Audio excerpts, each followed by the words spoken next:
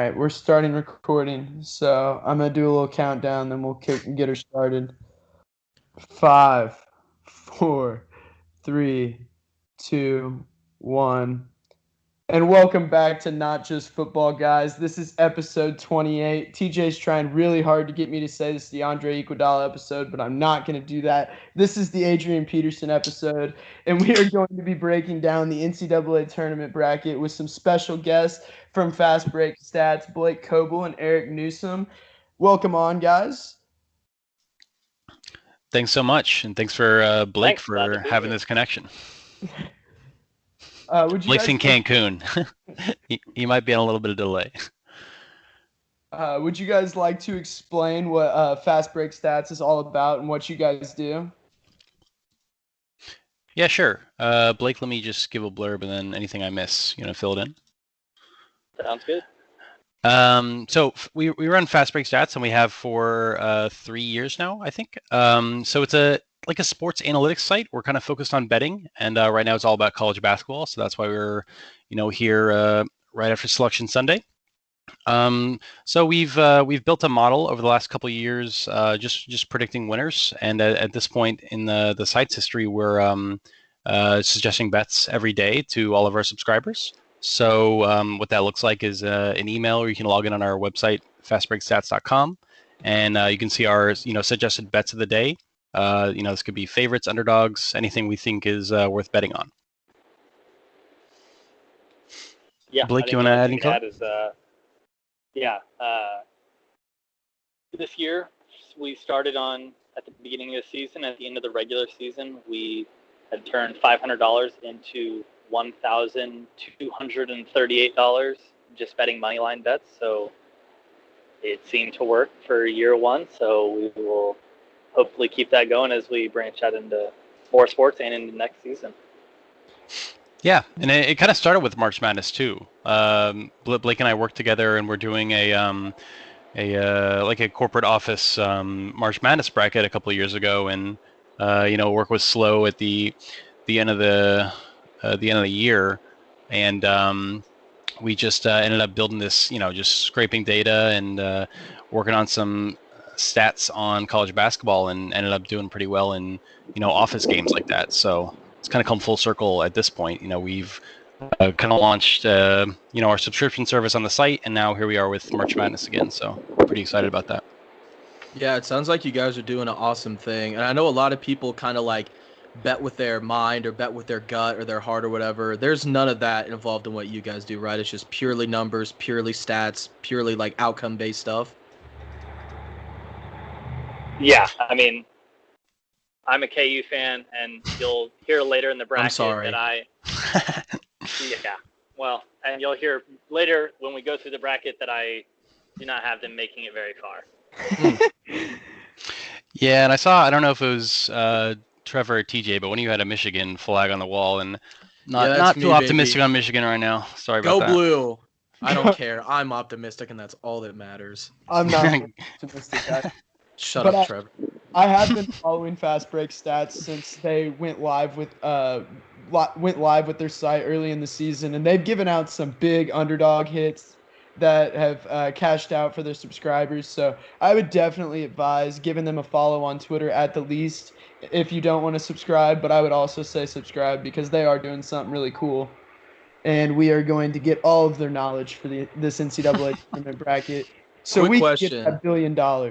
Before we start, Fast Break Boys, I'm considering putting down a parlay to have all the 12 seeds win their round one matchups. Is that smart? No. Let's see here. No. I mean, okay, I'm not doing it then. It's definitely a flat no, but I'll entertain it. We can get into it. Okay, yeah. It's not that bad. It's really not that bad. I think Tennessee, Oregon State's the worst one. That's not that bad. Yeah, I'm trying to think. Looking through mine. Yeah. I like Winthrop. Winthrop. Oh, we love this. Is a Winthrop podcast. All right, good deal. I feel decent about UC Place Santa Barbara. Me too. I bet on Santa Barbara so many times this year, like all those California teams, because it'd be like 9 p.m. on the East Coast here, and I'd be like, damn, I want to bet on a basketball game, and the only thing happening is like all these Cal teams playing each other every night. Yeah. And honestly, Fast Break Stats, looking at it, gives Georgetown the best chance of any of the 12 seeds. So maybe do a parlay minus Oregon State. I don't see them losing, Tennessee losing to them, but Tennessee's been hit or miss. It's Tennessee March. Anything's possible in March. That's true. March doesn't care about the numbers. Well, we can't throw out the numbers if we're gonna have Fast Break Stats. Yeah, no. I'm just saying. I care about the numbers. March may feel a little bit differently, but I care about the numbers. It takes a good mix. Yes. Well, in this podcast, we are going to be going region by region, and the panel here is going to be picking favorites, sleepers, and Cinderellas in each of the regions to look out for, and teams you might not have an eye on. And on that note, I'm going to play my favorite song. Because it's March. Love it.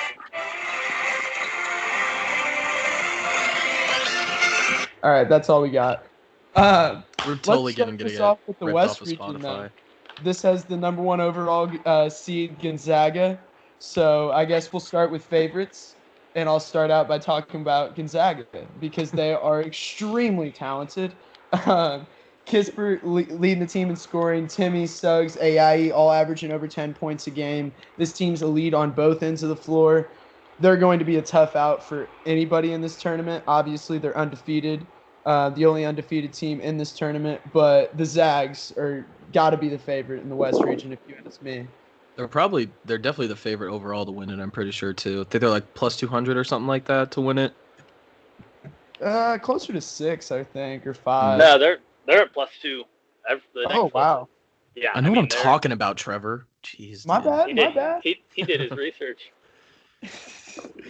Well, TJ, who's your favorite then? Are you going with the Zags? I mean, nobody else really makes any sense. I mean, Virginia kind of has a tough road to play them. Like, Ohio's no slouches at 13, and then the winner of Creighton, UC Santa Barbara, like, just to get the chance to play Gonzaga in the Elite Eight, like, that's pretty tough to come out of that. I mean, I've watched enough Iowa to, like, I'm kind of confident in them, but at the same time, I've seen where they can be, like, if they have a bad night, and that's totally possible. And even though their side of the West isn't that bad, it's still, like, very easily they could come out of that. But Gonzaga is a favorite to come out. All that to say, Gonzaga is my favorite there. Blake, you want to go? Yeah, I can do it. I mean, and I agree completely. I don't think I've seen a team lead in every category of anything possible more than Gonzaga has this year. And they've beat the 2, 3, and 4 seed in their region by double-digit points. Yeah. Tough to do that. That I saw that today on Twitter. It was baffling. was all early in the season, and they washed all 3 of those teams. Mm-hmm. They put up like almost 100 on Iowa. Well, that's They because put Iowa up- play defense. They put up 102 on Kansas, Jesus. some who during Big 12 supposedly had the best defense. Yeah, I mean, it kind of sucks, really. I mean, like in a year where everyone, already had Gonzaga as, easily the favorite, only undefeated team. I wish they were in a region where they weren't going to, rematch, 2 or, maybe 3 teams there. Like you said, they already beat 4 teams in that region by double digits. I mean, the rematches will be interesting, but I kind of rather see them play new teams. I'll say the rematch might make it harder. I think so too. Yeah. Also might for make sure. it a better game. Yeah, both teams know what to expect. Mm-hmm. Yeah, it definitely makes it more interesting. Maybe harder as well. I just rather watch them. Play new teams, beat up on somebody new. I do think Gonzaga did a really good job this year, more so than they did in other years, of scheduling good teams in non-conference this year. Yeah. Because in the COVID year, they took advantage, and they did get a game with Iowa. They got a game with Kansas. They got a game with Virginia. They were supposed to play Baylor, and that got canceled. Like they were trying to play all the best teams in college basketball this year because they knew they could beat all of them.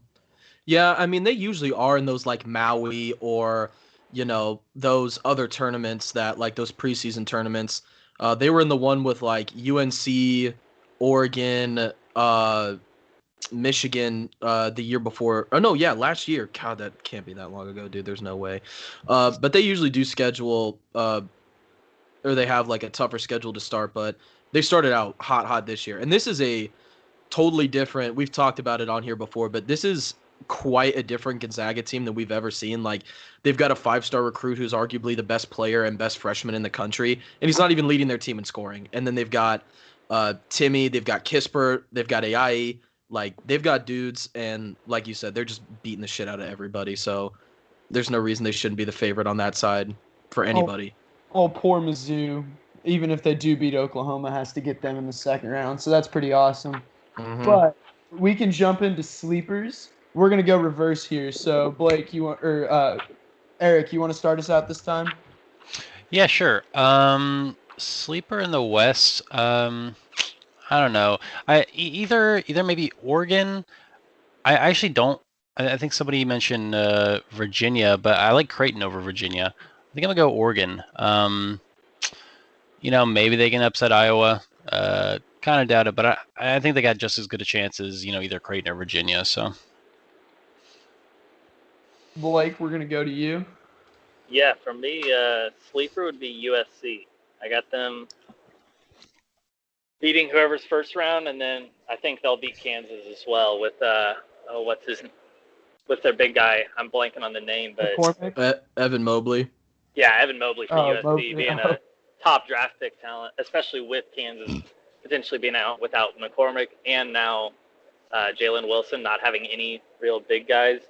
I feel like that even furthers it even more of USC being able to make a run. Yeah, and Jalen Wilson's not your typical big guy. He would get bullied by Evan Mobley in the post. Yeah. Even if he does play in that game, and if that's the matchup, he'd get dominated. Well, who gets bullied worse? Mitch Lightfoot. Okay, well, hold on. Mitch Lightfoot's coming back for his 6th year of college basketball next year. So when he has something to play for, that dude plays hard.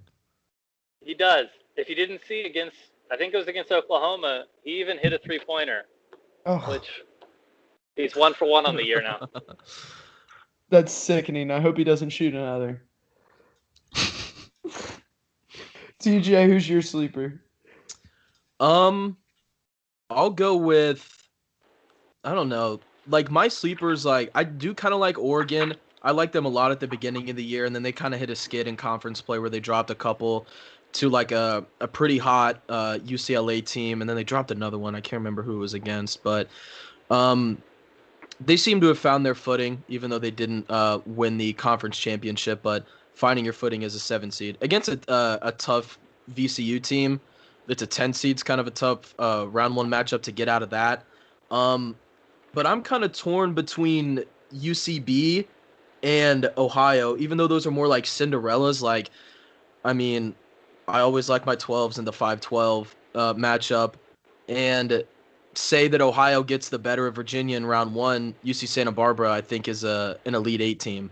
So I don't know if they make it. Sweet 16? Oh, yeah, my bad. I'm tripping. I was like, wow. Taking Santa got Barbara over Gonzaga. But Cold. I like those guys in the first round. I don't really think I'd like anybody else to come out of the West other than Gonzaga as a Final Four team.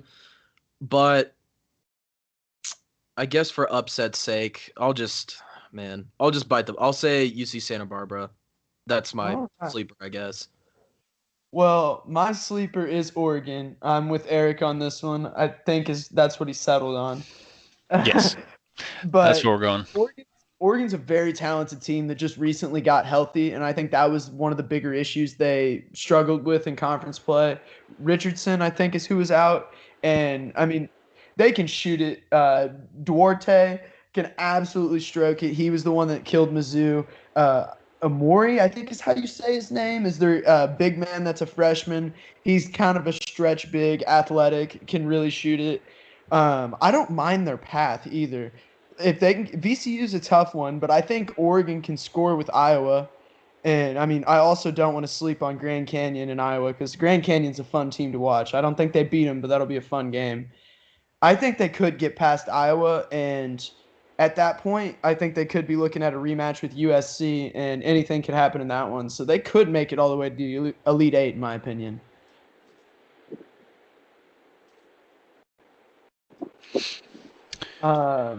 now I guess we can jump into Cinderellas, and we're gonna go the same order again. Eric, you're up. All right, sounds good. I think Ohio's my Cinderella. It's going to be a bad path for anybody in the West, but they played Illinois close in November. So I think they could do it. If they could pass Virginia, I think they can do the same thing to Creighton or Santa Barbara. So I think they've got a shot as much as anybody else in this region. And they score really, really well. They score like 82 something points a game or something like that. Like they can put the pill in the hoop. Like and that's not necessarily the best thing when it comes to March, because you really like a lot of the teams that make it pretty far have better defenses and they just shut down the opponent. But if you can score with anybody, you definitely have a chance, because all you need is to be up by 1 point, you win the game. So as long as they can do that, they definitely have a, like you said, tough path, but they can get it done. Yeah, maybe. Yeah, you're right. Yeah, 81 points a game they can't score. Blake, what's your Cinderella? Yeah, I think I'm going to go to UC Santa Barbara. I feel like if you get past that first matchup against Creighton, they would then, this would go against Eric's Cinderella, but then in my mind, they'd play Virginia. And Virginia, you never know, they could show up and score like 32 points, and that'd be all they got in the tank. And so I feel like that gets them to the Sweet 16, but I have a tough time picking any Cinderella team to make it past Gonzaga in any sense. Yeah, it's not even that better on the other side. Iowa's just as good. Maybe just one notch lower. So pretty tough bracket to be a low seed. Definitely. Yeah. Well, TJ, who's your Cinderella? Because you already picked UC Santa Barbara as your sleeper. Yeah, I don't know. Like, you coming Cinderella, out of Washington? I do. Eastern Washington's playing good right now. Kansas should be worried in that first round matchup. It's not as easy of a matchup as they've had as a high seed in years past. And it's actually one of the tougher high seed, low seed matchups in the entire bracket. But Cinderella, I'll go with Grand Canyon. They're a fun team to watch. I'd love to see Iowa get bounced round one. So just out of pure hate for other Big Ten basketball teams, I will pick Grand Canyon. But they're a good team. 15, I think. If they played in I don't even know if they played in a different conference, but if they got more national recognition, they arguably could be where UC Santa Barbara is, or they could have made a case for an 11 seed or something like that if they would have got more national rec and stuff like that. That's a for-profit school too, right? They're playing for a check. They get bonuses if they win, I think. Oh. Yeah, they have ads on YouTube, dude. I get a Grand Canyon ad on one YouTube video a day. That's nice. True. Well, I'm going to agree with Ben on this one. My Cinderella is UC Santa Barbara. I've only watched this team one time this year, and that was Saturday in their conference tournament, but I was thoroughly impressed with the way they look. McLaughlin, their point guard, is an absolute dog. He can score in bunches. Their big man, Sal, is a beast in the middle. Miles Norris plays the 4 for them, and he's a stretch 4 type. He's a big kid, athletic frame. I like the way they defend. They run in transition. I really think this team can make some noise. I thoroughly enjoyed watching them play Saturday. Especially against Creighton. I hate Creighton. They are the most overrated team in all of college basketball. Getting a 5 seed is about 11 seeds too high. And they got dogged by Georgetown. And they have not played good basketball in a while. They've been dropping games to unranked teams, and losing to Georgetown like that in the this could be a get-right game for them in round one to see where they're really at. But, UC is going to come out hungry and ready for a win. If Creighton's making shots, they can beat anybody. They haven't been making a lot of them lately. They shoot a lot of threes. But, if they're going down, they're going to beat almost any team in the country. Yeah, Creighton shoots, according to Fast Break Stats, 45% of their shots are three-pointers. So it's kind of like Villanova, what was that, 2018, when they had Jalen Brunson. If you get hot and you shoot 45% of your shots from three and you just magically get hot for 6 games, you can do some crazy things. Oh, for sure. You can. That's literally how that Nova team beat Kansas. Like, didn't they hit like 20 something or like almost? They hit an insane amount of threes in that game. I'm sorry to bring that up. No, you're good. I was at the game. It was my senior year. I decided to drive down and buy a ticket. And sure enough, we sit down, and next thing you know, in the first half, Villanova hits 13 three-pointers. Yep. It's like, well, all right, I guess we'll go home now. Yeah, Michigan got that same treatment the next game, so, I'm in that boat with you. The West region as a whole is honestly pretty loaded. Gonzaga, Iowa, Kansas, Virginia. I mean, Gonzaga doesn't have just the soft region like normal one. I guess I can't even say like normal one, number one overall seeds do, but I think the West is a fun one in general. I do think there's going to be some upsets in this region, though. I think this is not going to be a clean bracket at all for this West region. I can see that for sure. I think like seeds in the Sweet 16. I hope so. Yeah, I'm like absolutely convinced it's Gonzaga coming out, but the path there could be a little interesting on the other side. Yeah. Well, I guess we're gonna move down the bracket and we'll move into the East region. I will start out with my favorite, and this is a team that I actually really like to go very far in this tournament, and that's Texas. I'm going away from the 1 and 2 line in this region for my favorite. Texas is a team that has a great mix of talented guards and really talented big men. Kai Jones is going to be a really, really good NBA player. He's athletic, big. He can shoot it from the outside. He can dribble even a little bit. Andrew Jones, Courtney Ramey. There's a lot of talent on this team. Coleman. KC kid. Courtney Ramey's a KC kid. He's a St. Louis kid, I think. Well. Yeah, St. Louis, but same state, close enough. Yeah, he's a Missouri kid. He almost went to Mizzou, but he didn't. But that's fine. I just really think Texas could be the team to come out of this region and maybe even go all the way. I might be asking a lot. Your boys from Abilene Christian play them round one. Do you think they're scoring on them? Dude, I was so upset that Abilene got Texas. Abilene's such a good team, but Texas is playing really, really good basketball right now.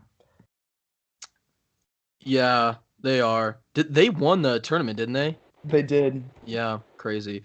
I mean, my favorite, I've got a poster of them in my wall, and I've got several clothing articles of this team, and a lot of bad memories. So Michigan is my favorite to come out of this side.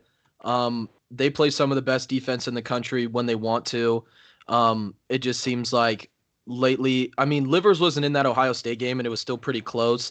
And him being out possibly for this tournament kind of makes that it kind of makes it a shakier road, a little more windier road to get there, because he's arguably they have 5 best players on that team. They don't really play a lot of these teams have a guy and they just go to that guy and they keep going to him. But Michigan doesn't really have that. Dickinson will be hot for some games. Some games it's Wagner, Shawnee Brown gets his. Isaiah Livers gets his. They can defend 1 through 5. They can pretty much switch everything. They're dangerous on defense. I think it's just the scoring at this point that would worry me, getting into Sweet 16 and Elite 8 area, depending on if Livers isn't playing, because he provides a lot from the outside for them. But they're my favorite. They pass well, they shoot well. Just if they have an off night from 3, I feel like that'd be the only time that it would really scare me. If at the half they're shooting 2 for 13 or something like that from 3, then I'd be really worried. But other than that, I really like their path. A lot of people are saying that they got the easiest side of the bracket, and looking at it, kinda the lower seeds aren't as dangerous in some of the other sides of the bracket. But Alabama, good team. Texas, good team. Florida State, really, really good team. LSU's dangerous. They can score with anybody. St. Bonaventure's kind of they got a decent side of the bracket. It's definitely not as loaded as the West was, but it's still a good side. I think Michigan, it's tough to tell, especially with Livers, because he gets their most minutes and plays the most for them. Yeah. And I watched a lot of their games this year, and there would be some games where I'm watching it, and I'm like, okay, they are an unstoppable team that could compete with Gonzaga. And then other times I'm like, okay, they aren't really sure how to put the ball in the basket. They're just kind of hoping it ends up there. Mm-hmm. For me, I think the favorite with Livers out, I want to say Texas, but I'm pretty nervous about actually that first game against Abilene Christian. Kind of, I'm gonna go Bama. They run and they put up a lot of threes, but they seem to make a lot of those threes. So they've managed to make it through what I will say is, no offense to Eric and his Razorbacks, but a weaker SEC this year. But for the most part, they kind of ran through most of the teams in the SEC. So Not Mizzou. Yeah, that was when Mizzou actually looked good. Yeah, no offense taken. SEC is definitely down. It's just funny. SEC looked great. We had Tennessee, we had Mizzou. Everything, it looked like we were a powerhouse, and then just suddenly, Kentucky just awful. Mizzou and Tennessee kind of dropped off a little bit. They weren't like top 10 like they, everyone thought they were. So that's for sure true. I mean, I was super late on them. I tried on Alabama. I tried to write them off for so long, specifically because how many threes they shoot. They got to have an off day, and they just haven't. So I got to go with Alabama too. Definitely would have had Michigan before Livers going out, but this is actually my favorite region now, specifically because of that. I mean, it's just kind of wide open. Maybe Michigan's okay. And maybe you're right. They're going to perform without Livers, but if they don't, literally anything can happen in this region. Pretty excited about that, but I've got Bama as favorite for me. Yeah, I think that's the whole outlier with this region is will Livers play? Will he be back for Sweet 16 or Elite 8? Is he going to come back? Is he going to play at all? That's the whole thing that's hanging over the head of this region. Because I think if Livers comes back, I mean, Alabama could hang with them, but they don't really have a body inside for Dickinson, and maybe Texas. I don't know though. Yeah, that is super interesting because it depends when he comes back. If he does come back, it depends when too. Because it's like a hairline stress fracture or something. So that's super sensitive. So he may not even play the entire tournament. Right, but then they come out of this first game, and if they look bad, they could be looking at LSU in the round of 32, and if they're looking bad without him, I could see LSU upsetting them. Mm-hmm. So if he's going to come back, hopefully they can beat that round of 32 matchup so that he has time to come back. Florida State could be a bad matchup for Michigan too without Livers. Yeah, I've actually got Florida State. Yeah, I've got them beating Michigan. I think that's where I have Michigan bowing out too. You guys are Leonard haters. Hamilton just recruits the team, and he's like, I want every player to be 6'7". I don't want them to shoot very good, but I want them to be able to do everything else possible. And it makes them, a very interesting matchup for really anybody. Yeah, you got to have a 7-foot wingspan to play on a Leonard Hamilton basketball team. And they all do, sure enough. Scotty Barnes, he's a baller freshman, but he has a 7-foot wingspan. And I was looking it up. And this was going back to Alabama. In the West, we were talking about how Creighton shoots a lot of threes at 44%. Alabama almost shoots 50% of their shots as three-pointers. Yeah, and John Petty is just their sniper. He will pull in anybody's face. It doesn't matter if his feet are set, if he's coming off a dribble, if he's coming off a catch, if he's coming off a screen, if he's spotting up. And he in my opinion has been his growth has been the key to why Alabama is so good. They were competitive in the SEC and they were hanging with the big dogs, and he just was so inefficient. He wasn't he was scoring, but on 38% field goal and low 3 percentages. And he finally turned it around this year, and they got Quinterly from Villanova. And those two guys have really just they've got pieces around it, but those two guys are what makes that Alabama train move. Herb Jones. Jones, the beast. Who was their coach? Was it Avery? Bradley. What's his last name? No. Not Bradley. Avery. He played for the Spurs. Johnson. Avery Johnson, yeah. And that they had Sexton and Petty. That was Avery Johnson's last class or last year or something like that. And the freshman class was Petty and Sexton was obviously a one and done. And people thought Petty would be the same, and then he just has stuck around this entire time. So it's good that he's finally turning around and he's gotten them at a 2 seed in the tournament. It's pretty incredible because they were unranked to start the year. Yeah. We can jump into sleepers now. I guess I will start. I think my sleeper in this region is UConn. UConn didn't do as well as I thought they would in the Big East tournament, but ever since Book Knight's return for UConn, the offense is now working again for them. They've always been able to defend at a pretty high level. Um, I think they could give Alabama some trouble in the second round, possibly. I'm not going to go ahead and say that they're going to win, even though I do have them winning in my bracket. But if this offense is working well, I think they can defend enough to give Alabama some issues because my biggest issue with Alabama is they just get kind of out of control sometimes. They play sloppy in stretches and can turn the ball over at a decently high rate from time to time. And I think UConn could be a team that could take advantage of that and outplay them at the guard level, which is not something that gets done against Alabama much. UConn, your team. Alabama does tend to they play fast and then they just start playing too fast and it bites them a lot of the times. My sleeper isn't really a sleeper, but Florida State to come out of this, I think is really interesting. Like we're saying, Leonard Hamilton recruits nothing but 6'9", 7'5" wingspan defensive animals who just block shots and dunk the basketball. That's all he recruits. And there's one dude on the entire team who can shoot threes and he'll play 5 minutes a game. But Florida State to come out of here, they didn't play very well in the ACC tournament. Which does they lost on that buzzer beater, but that game, Florida State They probably lost to Georgia Tech in the championship. Yeah, they should have won that.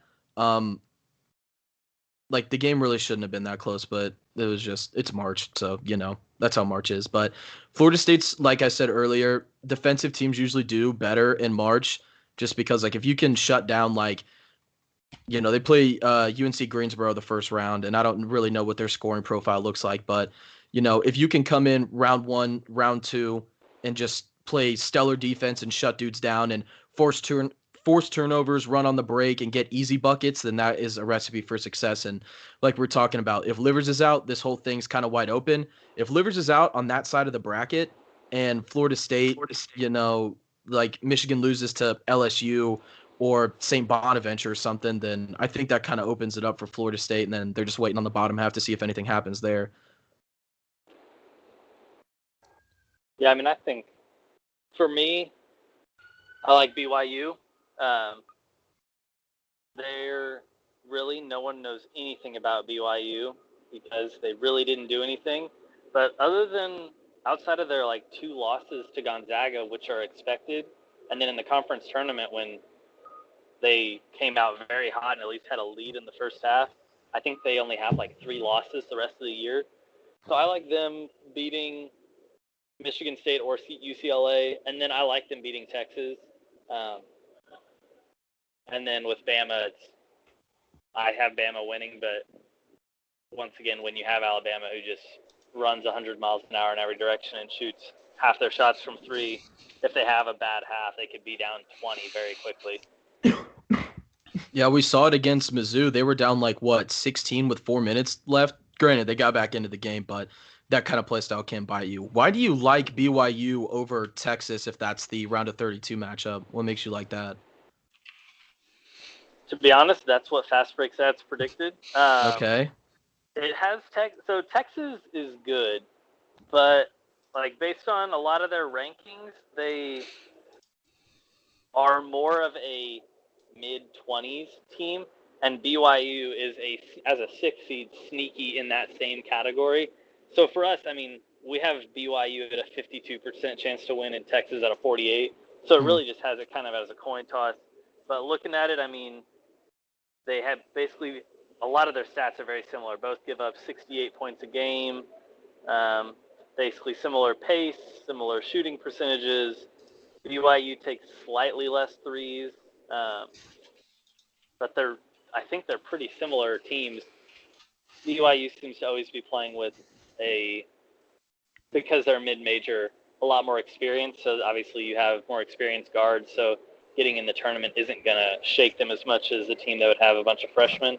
But Texas is the same way with Ramey, and if Matt Coleman's playing good, they're a tough win. Mm-hmm. Yeah, totally agree. I mean, you can tell Blake and I are looking at the same numbers because I I was gonna have BYU as my sleeper too. Because Texas wouldn't have been a sleeper, but I do have BYU over Texas as well. I mean, they look good against Gonzaga the other night, at least for at half. The up double digits on Gonzaga. I like their path too. Going the Alabama route is definitely going to be better. Avoid a potentially good Michigan. I could see that happening. I like them. I think better than any other 6 seed. Especially just with their path. And I forgot about this. They have Matt Harms, who used to be the big guy for Purdue. Oh in yeah. College for, I don't know, 7 years now or something. But yeah, like 7'2" with like a 7.5-foot wingspan. So having him as a center always helps. I had no idea he was there, to be honest. I forgot about it until I was watching the Gonzaga game, and I'm like, oh wow, that guy, I recognize him. He used to play somewhere That big else. white dude looks like the guy from Purdue. Which big white guy? Every guy from Purdue. Yeah. Every guy from Purdue, Wisconsin, and Gonzaga look the same. Well, I guess I will jump into my Cinderella. I'm going to go with Pat Ewing's Georgetown for my Cinderella. They are an extremely young team, so that kind of scares me in that sense. But they have gotten better and better and better as this year has gone on, and they are definitely playing their best basketball of the season right now. They just blew through the Big East tournament. The Big East was kind of at their worst point of the season for the Big East tournament, I would say, with Villanova being worse with Gillespie out. Creighton wasn't playing very good. But, I mean, this Georgetown team is fun, and Pat Ewing seems to have the boys playing really well right now. A lot of energy flowing with them, and I wasn't too impressed with Colorado in the Pac-12 championship. So, I mean, it'd be tough for them to beat Florida State in round 2 if that was the matchup. But I'm going to go with Georgetown. Yeah, if the tournament started today, Georgetown might just be everybody's favorite with how hot they were playing. I mean, they were just rolling people. And you said Creighton wasn't playing very well. They were barely fucking playing, dude. They looked terrible. I watched like 2 seconds of that game, and I was like, God, I have to turn this off. It was miserable. It almost looked like a fix. It almost looked like the Big East wanted another team to get in, so they told Creighton to just not show up. Yeah, I mean, fucking Creighton's terrible. My Cinderella, I'll go with the boys from Abilene Christian. I don't even, what are they, the Wildcats or something like that? I think so. But we talked about it on an earlier podcast, one that may or may not have been released. I can't remember. But these boys play some of the best defense. And I went back and I watched like highlights from some of their games earlier in the season. And God, that defense is crazy. And Texas has struggled against teams that, Texas doesn't move the ball all that well. In the games that I've watched them play, they don't have like a ton of just like consistent ball movement and like great passing from multiple positions. And I feel like that's what you need to beat a team with good defensive rotations and, good defense like Abilene Christian has. I'm not really too sure about what their scoring looks like or, what kind of veteran presence they have. But I know they don't have a ton of tournament experience with the guys that they have on the team right now. And that could bite them. But, coming out as a 14 seed, with a good defense, they could give Texas a rough time in the first half, make it close, make it like a 6-7 point game, come out in the second half with good offensive adjustments and make some noise and make something happen. Yeah, I'm right there with you with Abilene Christian. Their defense, they're only giving up 60 points a game. That's actually nuts.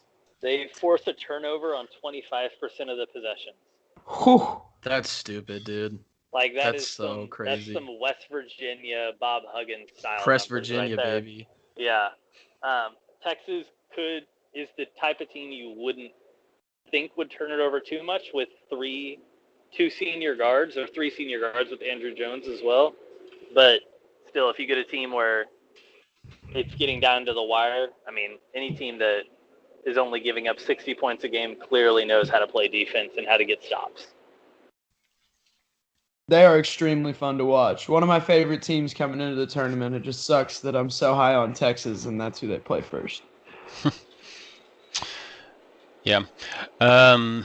I really like Georgetown for my sleeper. I love the Pat Ewing. I love the story around that. But I think I'm going to go with Michigan State. The 11 seed. I thought about going with that too, honestly. Yeah, like an undeniable hot streak. I mean, they've just looked amazing. Like just beating everybody or just playing a good game against anybody. So easily think they can do that against BYU. To do it against Texas, Alabama in a row would be pretty impossible. But I like them pretty good. To be fair, they did beat.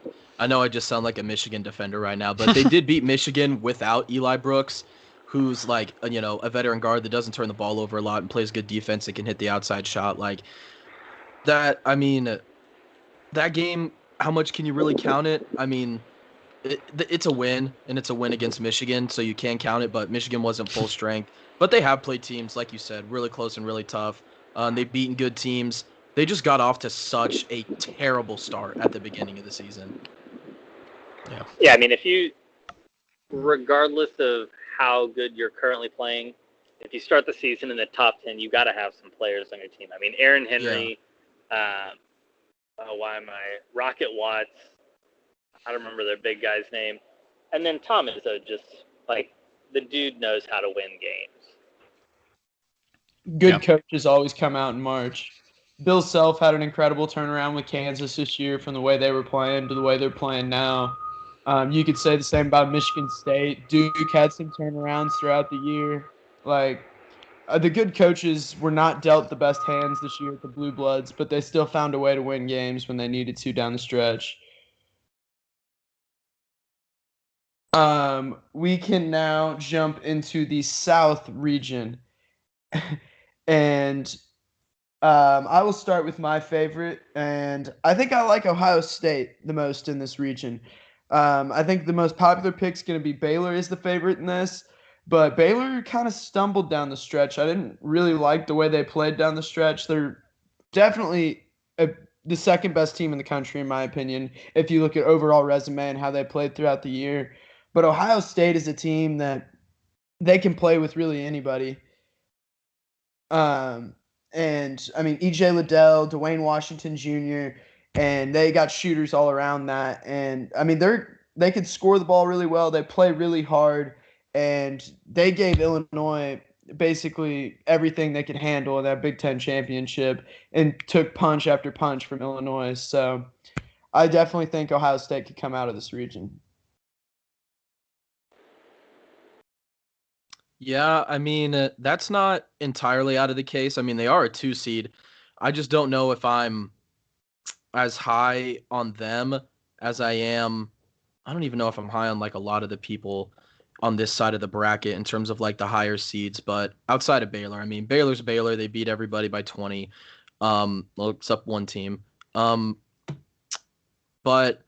I don't know. It's just kind of confusing because like I feel like if EJ Liddell's not on, then you can't really run that team the way that it wants to be run. Like it wants to be an inside out team with EJ, like getting him looks inside, making him dish out, and he can shoot the three and he can do all that. But I don't know if he's necessarily going to be the answer for them. They're going to have to get better play from I mean, Washington's been playing good. He's probably definitely the second best player on their team, but if a team finds a way to break down EJ from the inside, and especially as a smaller big in March, like you usually don't see those guys have a ton of success because you'll run up against just like, teams with a random 7'2" guy that they'll throw out there. And EJ's like every bit of like 6'9". So it'll be tough to see how he handles bigger big men and if like those outside guards can start hitting those shots because they're kind of streaky. But they can definitely get it done. And they were playing super hot down the stretch. Like they had a really good game against Michigan. They played good in the tourney. And, that's not out of the realm of possibility to have them as a favorite. But my favorite is definitely Baylor. Who's yours? Baylor. I mean, I feel kind of, basic picking another 1 seed, but kind of like the Gonzaga thing, it's kind of hard to pick against them. Like they play really good defense. They shoot a ton of threes. They've got guys who can create their own shot. They've got guys who can hit contested shots. They're just really like a well-rounded do-it-all basketball team, and they haven't really been given a ton of trouble by a lot of teams. I can only think of a few instances, like the one they lost to KU. Oklahoma State played them pretty close. Texas Tech played them pretty close.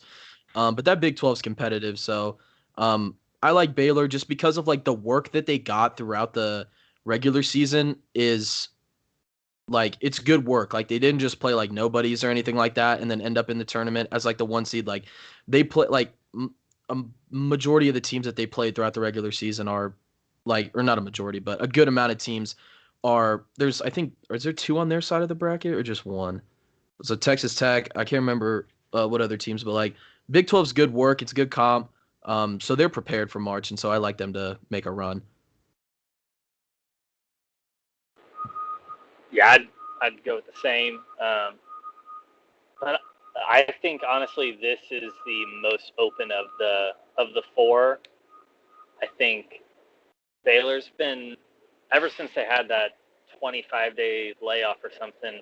They haven't looked the exact same. But when you have 3 guards that any of them can put up 30 points any night, it's very tough to defend. So I'm going to say Baylor's my favorite, but I also think this one's wide open. Yep. Yeah, I like Baylor too. I think Ohio State's close. I think closer than any other 2 seed to their 1 seed, except for maybe Alabama, Michigan. We'll just have to see what Michigan looks like. But Ohio State's close. I just I feel like the 1 seeds came into this tournament just like 1 step above anybody else in the league. So kind of boring predictions on that end, but I like Baylor. My only issue with Baylor is the fact that Scott Drew's record in March Madness is very, very, very shaky. They seem to get bounced early every year, and that goes back 5 or 6 years at this point. They've been good for a while. Obviously, this team is way more talented than a lot of those teams that he's seen in March or coached in March. I was sold on them for a long time, but I think I got unsold on Baylor in the last couple of weeks. But, I mean, they definitely could still do it. Not counting them out, but I'm doubting them just a little bit. I will jump into my sleeper pick. My sleeper pick in this region is Winthrop. Winthrop is 23-1 this year. They have a very, very balanced scoring attack where I don't have it pulled up, but it was 4 or 5 guys that are basically all right there for leading the team in scoring. They're only giving up 66 points per game this year. I have not got to watch them play at all, so I really don't know what they're going to come out and look like. But looking at all the numbers, this team jumps off the board, and they are playing a Villanova team without Gillespie. And I don't think this team has won without Gillespie yet since he got hurt. And they honestly have looked pretty bad in all of those games. So I'm pretty confident that Winthrop will be able to beat Villanova. And then if that happens, I think they could beat Purdue as well. So this could be a Sweet 16 team in my eyes. Yeah, Villanova, I think they had like a week where they lost like 2 or 3 games or something like that, like right after the Gillespie injury. And he's a big part of their team, so it's understandable why they're struggling without him. But my sleeper on this side of the bracket, I've been a big Texas Tech guy for a majority of the year. I really like watching them play. Does that mean that they're the best team? No, but they're very fun to watch. Mac McClung, shout out for white basketball players right there who score the ball a lot. He's fun to watch. Terrence Shannon is really, really good for them. They've got a decent big man. They also have another forward who scores the ball pretty well in the post, and I can't remember his name. Santos. Yeah, Santos is pretty good. They don't play the best defense. They're kind of like the Texas Tech football team where it's just run and gun, fast pace. They take a lot of threes. Don't always hit them, but they've got a decently fast pace of play. I don't know. It's a scary round 1 matchup against Utah State, but I feel like if they can get past that one convincingly, Arkansas I think is kind of overrated as a 3 seed. And they could, Ohio State may get some trouble from their second round matchup. They may even get it from their first round matchup. So Texas Tech could end up being, possibly an Elite 8 team. Who knows, though? I do like them, though. They're fun to watch, and I'll just pick them as my sleeper. Yeah, I disagree with you there with the Arkansas. I think they're rated properly as a 3 seed. For me, I know I just picked Baylor. My sleeper, though, is Wisconsin. They're built for March Madness basketball. Each year, Wisconsin is going to do the same thing. They're going to show up. They're going to have quality possessions, and they're going to play good defense. I could see them beating UNC, and of the 1 seeds, Baylor has the best chance of losing in the second round to Wisconsin versus any of the other 1 seeds. So I could see Wisconsin doing that. And then once you beat Baylor, you could make it all the way to the Final Four really at that point. Yeah, I'm not so sure about Wisconsin. I don't even know if they beat UNC, but we'll see. My sleeper's got to be Arkansas. I'm a big Razorback fan and alum. I definitely think the Texas Tech game is scary though. I can definitely see an upset there.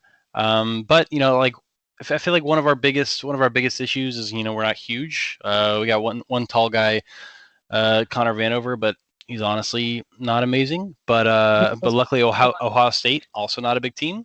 So I like our path all right if we can survive that Texas Tech game. Maybe not a huge sleeper. I'm reading way too much good stuff about Arkansas right now, and it kind of tells me that we're going to drop out in the first round to Colgate. That's how it works. Arkansas loves to disappoint, but it's our best year in a long time. So feeling pretty confident. Got to go with the Hogs.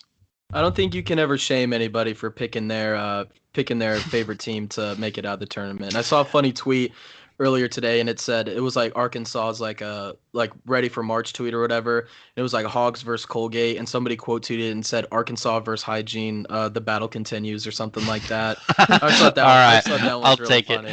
it. I'll take it. But you're absolutely right. Some of us not KU fans, we don't just get potential Sweet 16 teams every year. So feeling great about this tournament. Feel that as a Missouri fan. Yeah, exactly. I want to go back to something. Can we go back to something that Blake said real quick? Yeah, of course. So Blake said that out of the 1 seeds that Baylor has the highest possibility to lose to their round 2 matchup, and it was being Wisconsin. Just looking around, I mean, Michigan without Livers against possibly LSU. Do you think that one maybe is Gonzaga really doesn't scare me playing Oklahoma or Missouri? But if you've got Michigan, chill out. Okay, if you've got Michigan coming out, do you think that even if LSU wins that game, you think Michigan has a better chance to beat LSU than Baylor does to beat Wisconsin or North Carolina? No, I meant to preface that. When I crunched those numbers, that was with Livers still playing. He hadn't been announced out yet. Okay. So that was more full strength versus full strength. I think Wisconsin has the best chance of beating Baylor. But yeah, I mean, LSU kept it close with Alabama, and when they play good, they put up a lot of points and they score very easily. When they play bad, they play really bad. Mm-hmm. So yeah. Yeah, totally agree there. I mean, Michigan versus LSU or Bonaventure, honestly, is I think going to be tougher. Same deal in the Midwest. I think Illinois and Loyola Chicago is going to be pretty interesting. I feel like Loyola Chicago has got a chance, but we can do that in a minute. Maybe someone's got him as a sleeper. Maybe. Possibly. Who knows? I'm going to go on the Arkansas tangent for my Cinderella, and I'm going to go with Colgate. Colgate is a team that was 14-1 this year, and they can score the ball with anybody in the country. They averaged 86 points per game this year. They shoot the three extremely well, and they defend the three extremely well. And if you're going to beat Arkansas, you have to defend the three really well. So I think they could sneak up on Arkansas. Sorry to kind of No, all good. They score. That's a crazy team for sure. Actually, this is probably the best 14 seed. Kind of a bad draw. Iowa, Grand Canyon, and Arkansas Colgate are going to have all the points you would ever want in a basketball game in the first round. So I'm extremely excited to watch that Arkansas Colgate game. Hopefully it's not like the Missouri Arkansas game where there's 18 charges called. But oh my God, that was unbearable. Yeah, I had a buddy, shout out Natty, who was taking a pull of Fireball every single time there was a charge call in that Arkansas-Mizzou game. Rest in peace to your friend. Yeah, he went through over a bottle. So, Dude, that's actually humanly impossible to go through more than a bottle of Fireball. Like, you haven't met him. He is an absolute freak. He drinks for a living. So he was still like not even drunk either. That's the weird thing. he's a demon. Yeah, he's a demon. That's a good way to put alcoholism. Love you, Natty. It's a friendly way to put it. Yeah. Quick plug for Fast Break Stats, Arkansas Colgate. We recommend the over. Yeah, for real. Oh yeah. Yeah. Definitely an over game. They're probably gonna set it at like 160, but I still think it goes over. So I don't care. I'm taking it. For my sleeper team, or this Cinderella, This is I'll go Vatek, just because I think they have like I don't know if it's a perfect record against ranked teams or if it's they're 4 and something, or they have 4 wins against ranked teams, or they're like 4-0 against ranked teams. I can't remember which stat that was. TJ, my favorite thing. Yeah, shut up. But Vatek, like, I mean, round 1 against Florida is tough, but I think that they had a stretch where they were playing really well, and then they dropped the game to Georgia Tech, and Georgia Tech is looking like a better team now, so maybe it wasn't like that bad of a loss to lose to them. They didn't impress me a ton in the tournament, but, you know, they do play good defense, and I'm kind of just sticking with that good defensive team mindset for my upsets and for my Cinderellas and stuff. But I'll go with Vatek. You know, I think they match up well with Ohio State, actually. And Ohio State has struggled when they go up against teams with good perimeter defenders because it makes it harder to get the ball into EJ and facilitate the offense from the outside in. And they've got good bench pieces too. So, you know, maybe they can – I think that they could beat Florida. I'm not really too high on Florida right now. That might change if I do some more research and watch some more games, some older games in the season or whatever. But I like them to beat possibly Ohio State in round 2. But they can definitely make some noise. They're just so good defensively. It's kind of hard to – it isn't necessarily that hard to bet against those teams, but I like watching those teams, and I think that they can do some work. Yeah, give me Winthrop, just mainly just because they're playing an injured Villanova, and it gives them at least some momentum. I think they have a good chance, especially if Justin Moore doesn't play either for Villanova. At that point, they're missing their 2 best players, and their starting point guard is Archie Diacono's little brother, who had only played 2 minutes until like 3 games ago, so that's never a good sign. Yeah, give me Winthrop. They beat Villanova. I don't see them beating Purdue, but you never know. Once you get some momentum going, it's March. Yeah, totally agree with the Winthrop call. And I mean, we had it as a sleeper pick too. I like Colgate, but I think the Winthrop path is a little better. I really don't see Colgate beating Tech or OSU, but you know, I can see Winthrop beating Purdue. Could happen. The only reason I didn't go with Winthrop is because Trevor picked him for his sleeper or whatever, and we've talked about him enough. I figured I'd go with somebody else. Give a little bit of spice and variance. I don't want to be too boring. Yeah, they definitely know how to win. I mean, they're almost undefeated. They should be undefeated. Like the one loss was like a final minute or something. Yeah, who was their one loss to? Does anybody know it off the top of the brain? Oh, fact-checking Trevor, my favorite thing. Like UNC Wilmington or something. I don't, but I'll check. Ooh, that I'm might gonna be go ahead and look it either up. them or UNCG.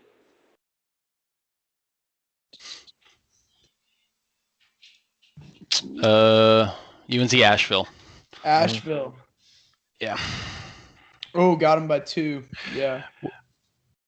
They beat everybody else by 1,000,000 points, by the way. Well, they only beat the Campbell Camels by 1 the first time. Campbell Camels. That's my favorite mascot in all of NCAA sports. Yeah, I'm looking through these box scores, and they just wipe everybody off the floor pretty much. I mean, they won the conference tournament, and their closest game was 21. Yeah, I mean, they have. They won the first matchup by 30, then 21, and then they won the championship by 27. God. Over those Wagon. same Campbell Camels. Those darn Campbell Camels, dude. Wish the Camels would have won that tournament. I mean, imagine we have the Camels in the NCAA tournament. Yeah, I'd seeing love that. the orange and black in the first four would have been fun. Absolutely. I mean, that would be the best Cinderella story ever.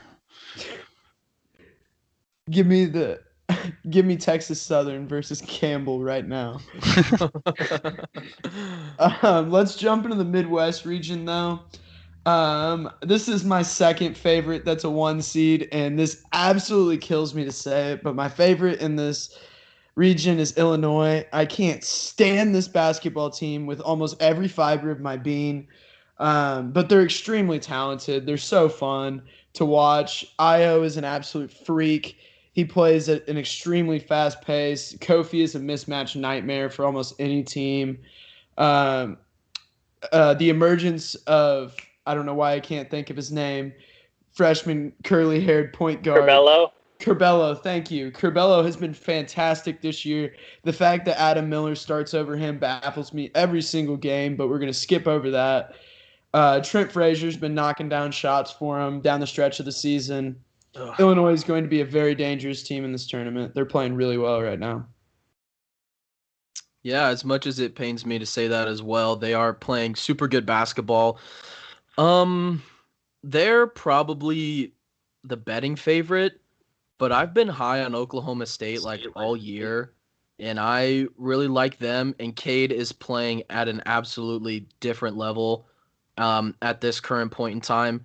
And West Virginia's on this side of the bracket too, and I like West Virginia. I like watching them play. Just because I don't like Illinois, I'll pick Oklahoma State.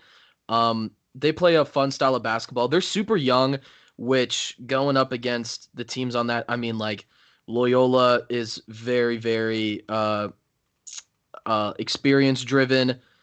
Georgia Tech, kind of the same thing. Illinois, definitely the same thing. So they're definitely the youngest team, maybe in the whole tournament, possibly. They've got a lot of freshmen playing for them, but their freshmen are so good. They score the ball like nobody's business. But they are a super streaky team, especially from three. I think that they rely a lot on like the ISO game and the pick and roll game, and that all the time doesn't really work in March. You need to play team basketball to win games in March.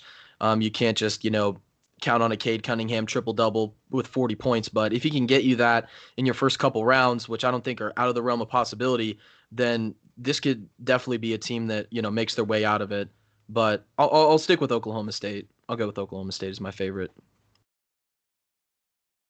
Yeah, I think you have to go Illinois here.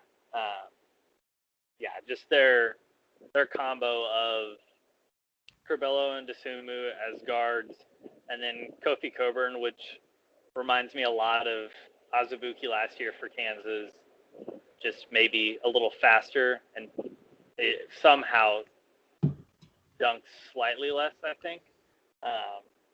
But watching them, if I was going to put money on a team right now to win the national championship, and the reason I wouldn't do Gonzaga is because plus 215 is a horrible bet.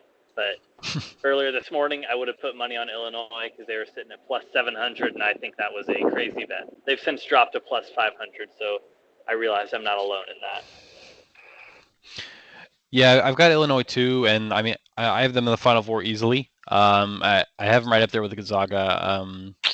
I don't know, like I have like half my brackets are Gonzaga right now, and the other half are Illinois. But I easily think they get out of the Midwest. I don't really like Houston at all anyway, as a 2 seed. So I feel like they have kind of an easier path than the other 1 seeds in that regard. But I mean they're just so good. It's insane. Yeah, Illinois is really good. I think their toughest matchup might be their second round or Oklahoma State. No, I agree completely. I think that Loyola game, Loyola, I think in Ken Palm is like number 9? Like number 9, not 2. Sorry, just looking from the bottom up. And then looking at it, like true shooting percentage, Loyola is number 6 in the country. Porter Moser says we're going to play. He's like a college Greg Popovich. He just wants the most fundamentally solid basketball that will score the same amount of points every game with like zero variance. That's true. This is like a pretty well-rounded region, actually. I mean, Loyola is good. Oklahoma State obviously good. I don't know about Tennessee. The numbers still like Tennessee, but they've been on a tailspin for a long time.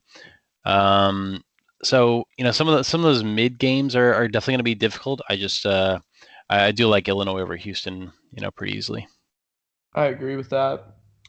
I guess on that note, I'll jump into my sleeper, which is Oklahoma State, because Oklahoma State, if they are matched up with Illinois in that Sweet 16, can give them some issues.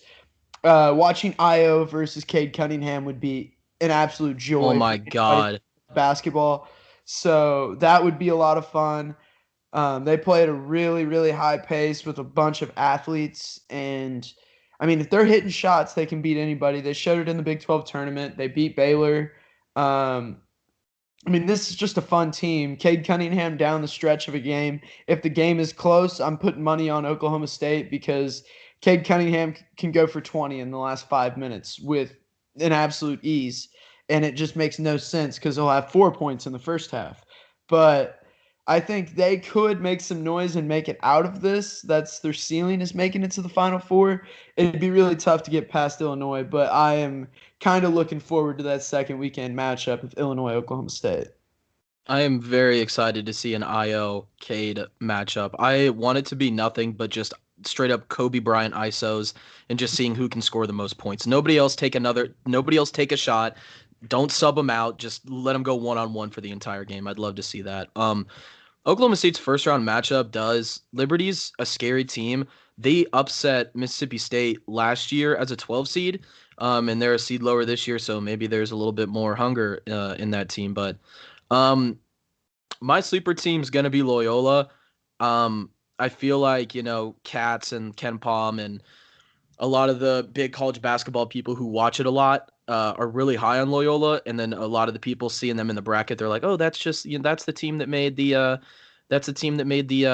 Final Four a couple years ago." But this team's a wagon. As a Missouri State student, watching them absolutely just dominate Missouri State basketball and the Missouri Valley Conference, it just kind of makes it easy to pick them as a sleeper because, like we talked about, they've got a crazy true shooting percentage. Porter Moser coaches them to be, he just coaches them and picks guys and recruits guys who are like fundamentally sound, who can shoot, who can pass well. And they've got one of the best big men in the country in Cameron Krutwig. His footwork's good. He's great in the low post. He's a good rebounder. Not the best defender because he's not all that agile. He can step out and hit the three if he wants to, but and he was really, really good for them in the 2018, or was that? Yeah, it was 2018 March Madness. He was really good for them, and he's got even more playing time and even more experience. And so I like them. Second round matchup against Illinois isn't the best, but I feel like if anybody can hang with them, especially with the type of defense that they play and how efficiently they score, it would be they'd be the team that could knock off Illinois. Yeah, for me, kind of a trend here going. Another 6th seed. I love San Diego State. Going into the Mountain West tournament, they're ranked 16 in the country. So that would be, if I did my math correctly, a 4th seed. And then they won the Mountain West tournament. And so them showing up as a 6th seed, I'm like, I'm not sure where that math comes into play. So I like them over Syracuse. And then I like them over West Virginia. Bob Huggins in March doesn't win, frankly. Yeah, I mean, the dude, all he cares about is the $500,000 clause against Kansas in his contract. Like, he prepped for one game and one game only. And that's just, if he beats Kansas, he gets a check for $500,000 each year. And so really nothing else matters to him. That's a great point. For reasons other than a $500,000 check against Kansas, I also like San Diego State. I think West Virginia, maybe a little overrated at 3 seed as well. So I like the path there, even if they did get stuck with the 6 seed. I mean, they're on like a 14-game winning streak, and just really hard to root against the Aztecs. Kawhi Leonard taking the floor this March. That'd be nice. No, San If Diego he suits State's up, really I will good. put every dollar I have on them to win the national championship. Oh, who was their point guard last year too that ended up with the Raptors? Malachi Flynn. Malachi Flynn was a stud for San Diego State last year. They would have been like a 2 or 3 seed in the tournament last year. Yeah, weren't they they were super highly ranked last year. Them and Houston, like to end the season, were both crazily high ranked. They were undefeated for a long time. Yeah. No, that's definitely a team to look out for. I was very close to putting San Diego State as my sleeper. But I think I'm going to have a very unpopular Cinderella here, and that's Georgia Tech. So because Georgia Tech is playing Loyola, I think Georgia Tech is getting overlooked a lot more than they should. Loyola is a fantastic team, and us Missouri Valley kids have seen it more than anybody on the ceiling that this team really has. But Georgia Tech is a team that plays a lot like Loyola does. They defend really well. They played a lot of zone in the ACC tournament. They're led by ACC Player of the Year Moses Wright, who plays in the middle of the defense for them, plays center. He's not a huge big. He's like 6'9", but he's really athletic. Showed good hands on defense, can block shots, an absolute beast on the offensive boards. Alvarado is one of the peskier on-ball defenders in the country. And that's the reason why I have them as the Cinderella, because if they do beat Loyola and shock people with that, I think Alvarado is a type of guard that could give Io or Trent Frazier or Cabello a lot of issues in just dribbling around and being comfortable in the offense. And I think they'd be pretty good at denying the post with Kofi. So I think very possibly if Georgia Tech can beat Loyola, I think Georgia Tech could pull off the stunner of the tournament and beat Illinois. But like I said, this is not popular and this is very out there. Yeah, and like you never said, sleep on Josh Passner, your local neighborhood orthodontist. That's what he looks like with the giant mask on and everything. yeah. We were It just looks like talking he's about him. probably never played basketball, but the man can coach. He is the goofiest dude I have ever seen in an interview. He thanked Leonard Hamilton twice for playing against him in the ACC championship and said that he should be in the Hall of Fame in his pregame interview and postgame interview after winning the ACC tournament. Yeah, rocks that face shield, has a Jufro, and has got chops for sideburns that go all the way down. So he is extremely goofy, but definitely knows how to coach and runs a very good defense. Yeah, like you said, Loyola and Georgia Tech, that might be honestly like one of the most boring first round matchups, especially for like an 8-9 seed. And not in terms of like, all games in March are fun to watch because it's March and it's March Madness, and that's what we love as people who are involved in the sports world. But this is going to be like a super low pace game with like a bunch of post stuff, a lot of long possessions, a lot of, waiting to get the right shot. There's not going to be a lot of forcing stuff. It's going to be them trying to work for good looks, like closer to the basket. And like what you said about Georgia Tech's zone, like I don't really think a big in the ACC tournament that they faced was necessarily a good passer. But Krutwig is one of the best passers in the Missouri Valley, and he plays center. And he does a crazy good job facilitating inside out and getting open threes. And was a big reason why Loyola was so successful, because in the Missouri Valley, Krutwig's a guy you have to double in the post because he's like 7'1" and he's huge. He's just a massive human being. And he would just kick out to a guy in the corner, a guy on the wing, and they just can a three. And that's why they were so good. So if Georgia Tech wants to go to that zone, they can, but it might come back to bite them. Who knows? Yeah, I've got Loyola too. Sorry, Blake. I didn't think I would have had a order there. You're good. Go for it, Eric. All right. Yeah. I mean, everything's been said about Loyola, but I feel like they're the best Cinderella story out of the Midwest. I mean, I don't see anybody with a worse seed than them doing it, and I think they beat Georgia Tech pretty easily, and I think they can give Illinois a run for their money if Krutwig's on fire like he has been.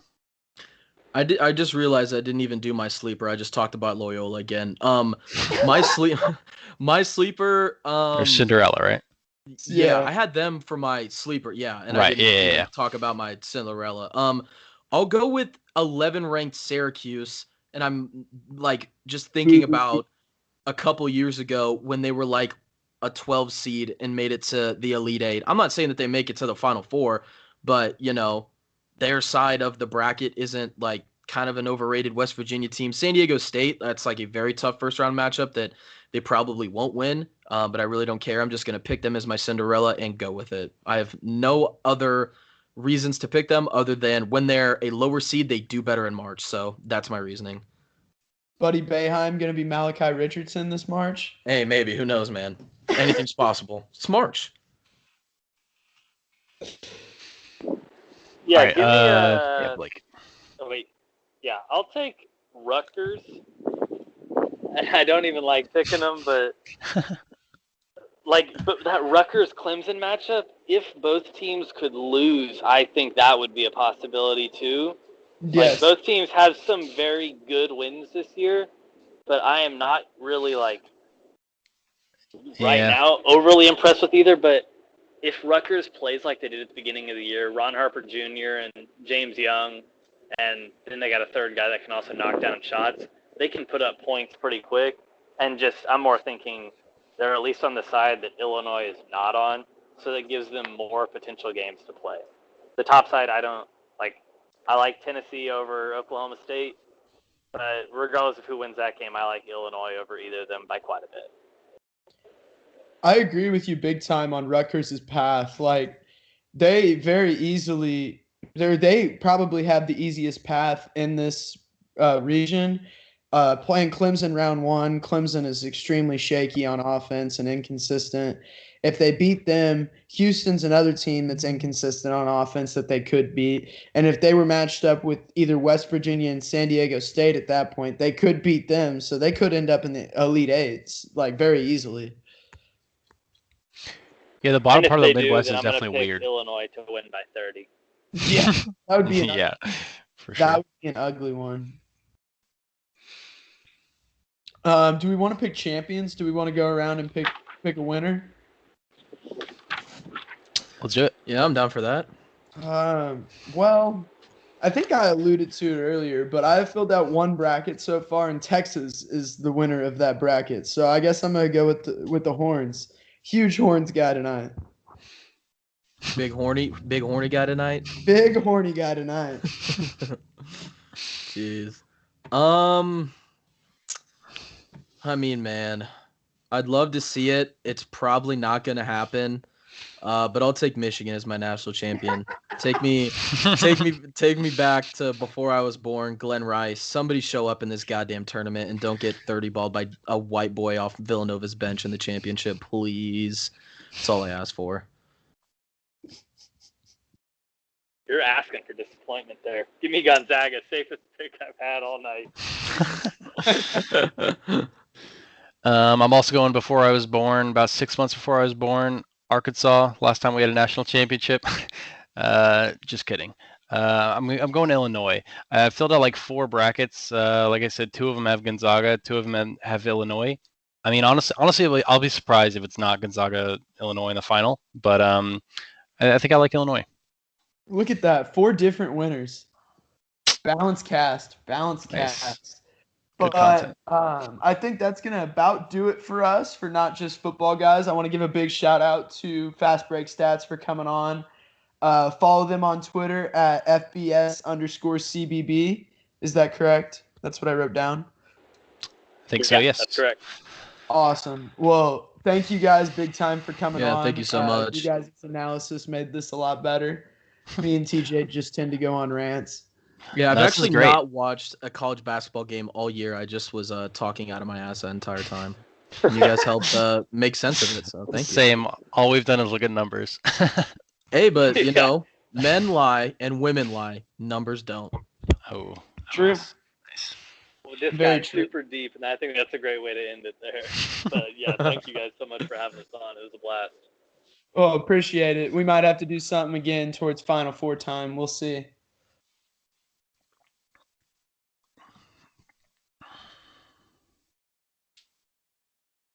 Well, I will wrap it up on that one. Thank you guys for listening. As always, follow us on Twitter at FootballGuysBRW.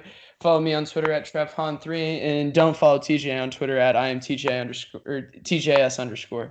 My Twitter's way better than Trevor's, and I'm one follower away for 500. So fuck what Trevor said. Follow me on Twitter at IamTJS_. I'll pay my 500th follower $1 Venmo. All right, I've got you on that 500th. Thank you. Winner, winner. Man of the people. All right, thank you guys again, and we will see you guys soon.